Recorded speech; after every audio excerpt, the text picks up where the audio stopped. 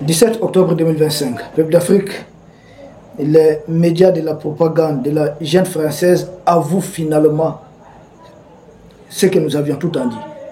Et c'est Wassim Nasr qui sort avec, comme d'habitude, pour les sales besognes. C'est Wassim Nasr qui est activé, ou l'autre là, Serge Daniel.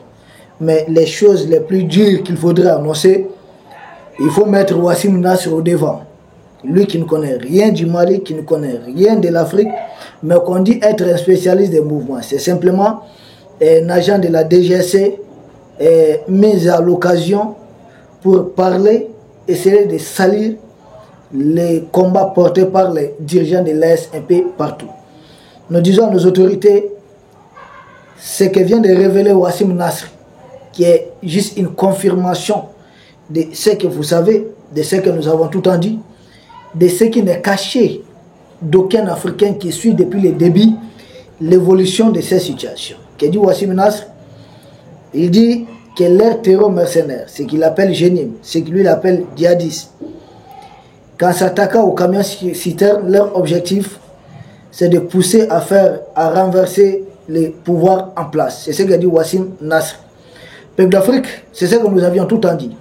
Ces gens qui se font passer pour des pseudo-djihadistes ne sont jamais des djihadistes. C'est des mercenaires mis en mission. Et aujourd'hui, c'est un média de la France qui sort avec cette information. Parce qu'ils sont médiatisés par la junte française. Leur communication est assurée à ce niveau. Et vous vous souvenez que les mêmes terreaux à travers Wassim Nasr avaient lancé un appel à certains mercenaires politiques de faire un bloc et de combattre ensemble les institutions en place au Mali. Là encore, face à la pression populaire, face à la résilience du peuple, les terreurs mercenaires ont fait semblant d'esquiver. Mais nous savons que dans les coulisses, ces gens travaillent main dans la main. Parce qu'il suffit que les terreurs mercenaires commettent un seul dégât et vous allez voir massivement les mercenaires politiques, les laquins des mercenaires politiques, les vassaux de la junte française, de tous les pays, se mettre ensemble et commencer à diffuser, à propager cela comme autre chose. Donc tous les actes terroristes ne sont pas publiés, ne sont pas médiatisés par les terroristes et même en tant que tels. C'est par des Africains comme vous et moi, mais des gens qui sont au service de Satan, des gens qui sont au service des diables. Macron, même en difficulté dans son propre pays, trouve toujours le moyen de retourner certains Africains comme. Mais qu'est-ce qu'on doit faire? En parler ne suffit pas. Il faut les défier, il faut les battre sur le terrain. C'est là que nous multiplions les propositions aux autorités. Vous savez, là où nous en sommes, la meilleure façon, notre force, notre arme de dissuasion, ça doit être notre nombre. Nous avons tout à proposer aux autorités de mobiliser les peuples, mobiliser le maximum de volontaires. Ceux qui sont dans les calculs de ah oui, mais une fois qu'on aura les dessus sur les terroristes, que va-t-on faire des volontaires? Mais j'ai dit, mais attendez, des gens qui sont mobilisés partout et qui aident les pays à vaincre les forces d'Emmanuel Macron, vous ne savez pas ce qu'il faut faire d'eux? Il faut les intégrer dans l'armée. Et il n'y a quel autre moyen que ça? Parce que nous aurons besoin d'une armée assez puissante et très dissuasive. Il faut les intégrer massivement dans nos forces armées, dans nos forces de défense et de sécurité. Il n'y a pas de demi-mesure. Surtout qu'une fois que le pays est totalement libéré, qu'est-ce qu'il va nous rester à faire? Un pays totalement libéré. Ça dit, le pétrole au nord du Mali, on peut l'exploiter tranquillement, c'est des revenus. Le pétrole vers Nara, on pourra l'exploiter tranquillement, c'est des revenus. L'uranium au niveau des Faléa, on pourra exploiter ça tranquillement, c'est des revenus, des prix à gagner. On aura de quoi entretenir une armée très puissante. Parce qu'il faut avoir une armée qui dépasse l'armée de la junte algérienne plus la junte mauritanienne réunie en effectif. Et surtout en puissance d'effet. Et nous serons capables d'exploiter l'or des Cailles jusqu'à Kidal, jusqu'à Tinzaouaten. Parce que Tinza, oui, il y a d'immenses réserves d'or. Et c'est un peu partout. Dans presque toutes les régions du Nord, vous avez des réserves d'or. Mais on pourrait les exploiter. Mais tant que le pays n'est pas sécurisé, comment les exploiter? Or, quand on les exploite, même si on a besoin d'une armée de 1 million d'hommes, on pourra. Surtout que les volontaires doivent mobiliser. C'est des gens qui ne vont pas dépasser 200 000. Il faut les mobiliser, les mettre à moto, aux abords des routes. traquer ces terreaux-là jusqu'à dans leur dernier retranchement. Parce que souvent, il suffit que l'armée veuille se déplacer avec des blindés, vous avez des engins improvisés d'explosifs et autres. C'est pourquoi j'ai même dit que nous devons nous retirer du traité d'Ottawa de 1997. Ça ne nous apporte rien. Et un traité où les pays de l'Est, nous sommes engagés à dire qu'on ne va pas utiliser des mines antipersonnelles, mais aujourd'hui ces mines-là sont utilisées contre nous. Mais il y a combien de pays européens qui se retirent aujourd'hui de ces traités? Lettonie, Lituanie, Estonie et autres. Nous adapter à toute forme de menaces qui sont en train de présenter contre nous. S'attaquer à des camions citernes, c'est des actes de terrorisme tels qu'on n'a jamais connus ici en Afrique. Tout ça c'est pour créer des pénuries de carburant, espérer soulever les populations maliennes. Ils essaient de détruire des camions citernes. C'est vrai, l'armée fait tout ce qu'elle peut. L'armée escorte nos camions. Mais par endroit, quelques camions peuvent ne pas échapper. Même si en France, on veut faire la même chose. Mais leur armée ne pourra pas empêcher. Parce que les camions citernes transportent des liquides inflammables. Nous avons proposé et nous allons continuer de proposer à nos autorités. Il faut continuer à proposer. Vous savez, il faut asseoir ce qu'on appelle l'équilibre de la terreur. Ces gens opèrent à partir de certains pays. On ne peut pas les dire tranquillement, prenez les armes, allez vous attaquer à des camions citernes qui appartiennent à des civils, qui sont conduits par des civils. Attendez, c'est des crimes contre l'humanité. On donne des roquettes à des gens pour tirer sur des camions conduits par des civils. Mais ça veut dire quoi? Et la meilleure façon, la réciprocité que nous disions à l'ONU là, la réciprocité que nous disons partout, nul ne doit avoir le monopole de créer des groupes nuisibles. Les groupes de nuisance comme ça là, il faut en créer, mais c'est la loi de la guerre, je suis désolé. Il faut créer ça un peu partout. Un camion citerne attaqué au Mali, un camion citerne attaqué de l'autre côté des frontières, où est le problème? Mais si ça leur fait mal, ils vont arrêter et puis on va arrêter, c'est tout. On trouve la solution, on discute entre pays frères, on discute.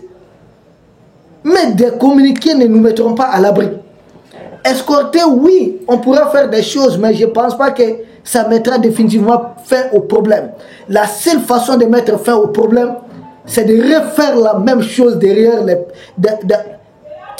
Non, vous savez, il y a des situations, c'est pas qu'on est nerveux, mais il y a des situations vraiment qui sont intolérables, qui sont inadmissibles. Des gens comme les Gazouani et les dromadaires de Ouattara ne peuvent pas continuer. Et pendant ce temps, j'entends, oui, non, c'est Ouattara qui vous donne des carburants. Je dis, mais ça va chez vous, non? Vous savez ce que vous dites? De tout temps, là, les premiers partenaires économiques africains de la Côte d'Ivoire, c'est le Mali. Ça arrive par là-bas, nous partons, nous achetons, et c'est acheminé par des chauffeurs maliens. Il y a quoi qu'on donne? C'est comme quand vous dites que l'Iranium du Niger qui transitait par les ports d'Anvers, ou quel port en Europe là-bas, que nous on est en train de prendre ça et donner. Non, c'est des zones de transit. On peut faire ça, on peut faire la même chose avec le Sénégal. Ils sont en train d'attaquer aussi la route du Sénégal. Mais il y a la Guinée, on a accès à beaucoup de ports. Ce n'est pas question de donner. Parce qu'il y a beaucoup de dessous. Et je ne sais pas qui renseigne, qui donne. Je ne vais pas entrer dans tous ces détails. Mais je sais quand même, s'il est avéré que des terroristes partent d'un pays pour venir s'attaquer au Mali, le pays qui permet ça doit connaître aussi la réciprocité. On ne doit pas permettre ça. Attendez, on est voisins là. Tu envoies chaque fois des chiens méchants venir mordre mes enfants chez moi. J'ai fait quoi? Mais je te fais la même chose. On dit comme des journalistes de l'ORT m'ont enlevé. Mais attendez, le pays qui est derrière, où ils amènent ces journalistes-là, et aussi leurs journalistes doivent être enlevés. En fait, il faut mettre la réciprocité. Il faut mettre ça, il faut appliquer ça dans tout son sens. Là où nous sommes arrivés, là, c'est le dernier virage. Les terroristes savent qu'ils ne peuvent plus affronter nos militaires sur le terrain.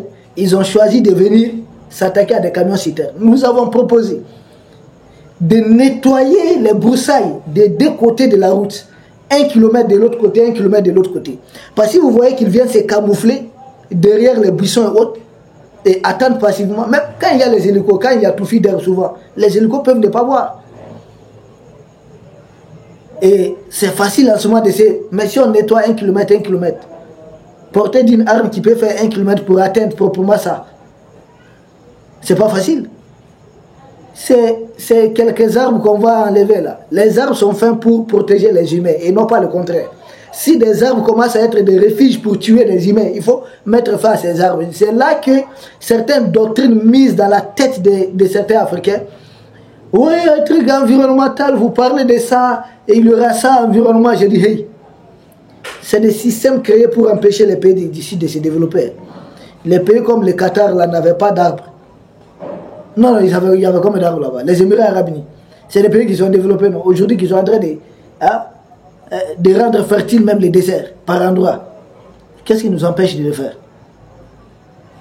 On ne peut pas permettre.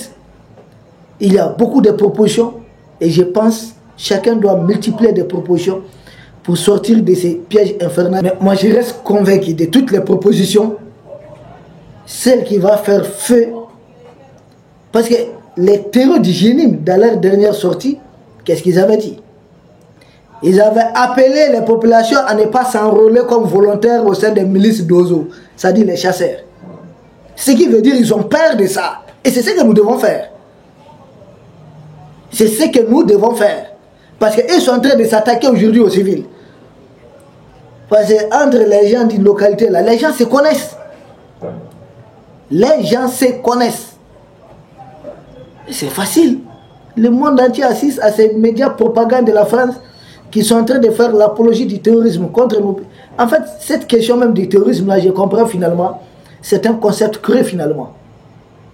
Parce que être terroriste, si l'oncle Sam veut, n'est pas terroriste si l'oncle Sam veut. C'est comme le cas de Djoulani. Nous voyons tout. Djoulani, c'est eux qui avaient mis sa tête au prix, 10 millions de dollars. Et un bon jour, ils disent qu'il n'est pas terroriste. C'est pourquoi je comprends maintenant. On comprend beaucoup de choses. Donc ce n'est pas à eux de dire qui est terroriste. Normalement, si eux-mêmes ils appellent quelqu'un terroriste là, nous on doit dire que cette personne-là n'est pas terroriste. Vrai terroriste là, ce sont eux-mêmes. C'est à nous de dire qui est terroriste chez lui et qui ne l'est pas. Ce n'est pas à eux de le dire. Ce qui se passe là, c'est des actes de terreur. C'est des actes de terreur. Et nous espérons, nous sommes très convaincus que les autorités prendront bonne note de nos quelques propositions. Moi, je reste convaincu qu'il faut passer par une mobilisation des masses. Je reste convaincu. Notre armée fait du bon boulot, un travail remarquable, mais là où nous sommes, il faut mobiliser le plus de nos populations, que les gens soient vraiment mobilisés, que les gens soient sur les qui-vive, partout que chaque Malien devienne un militaire. La nature a horreur du vide. Tant que nous ne mobilisons pas massivement, les terroristes mercenaires continuent de vouloir recruter des gens localement qui vont communiquer pour eux, qui vont les aider sans doute à tendre de l'embuscade à nos FDS. Et la meilleure des façons, c'est de les recruter. Faisons ça. En tout cas, au moins sur toutes les localités qui se trouvent le long des routes principales. Et nous avons proposé d'éloigner certains villages des routes. Éloignons ce qu'on appelle quoi? La forêt ou autre là de la route. Pour que l'armée, nos militaires puissent avoir un très bon angle de vue. Que ce soit des troupes terrestres ou bien des troupes aériennes. Jusque-là, l'armée fait du bon boulot en escortant les camions citernes. Mais par endroits, ils peuvent toujours essayer de nous faire du mal. Et là, il n'y a pas, ce n'est jamais garanti à 100%. Même en Russie, je vois des raffineries qui sont attaquées. Quand on veut faire du mal, vous savez, quelqu'un qui veut faire du mal, là, il a... Je ne sais pas comment expliquer ça. C'est facile de faire du mal que de faire du bien. Vous savez, quand on veut construire une maison, on prend tout son temps. Mais si on veut défaire la maison, détruire la maison, donc celui qui commet du mal a toujours des mauvaises idées facilement praticables. Nous qui voulons construire, si nous voulons triompher, nous devons nous montrer sans pitié contre ces terreurs. Vous savez, tant que les terroristes ne sont pas terrorisés, ils ne vont jamais arrêter ce qu'ils sont en train de faire. Je reste convaincu. Il n'y a que des méthodes fortes qui puissent vaincre ces gens. Il n'y a pas de demi-mesure. Il n'y a pas de règles ou autres conventions de temps. Non. Ce qui compte, c'est de triompher, c'est de prendre le dessus. Et quand on va mobiliser des patriotes à bord des motos comme eux, ils iront les chercher partout. Et ça serait bien. Et moi, je reste convaincu que c'est la meilleure des hypothèses pour arrêter. Wassim Nasr, vous pouvez continuer à rencontrer vos sottises, vos bêtises.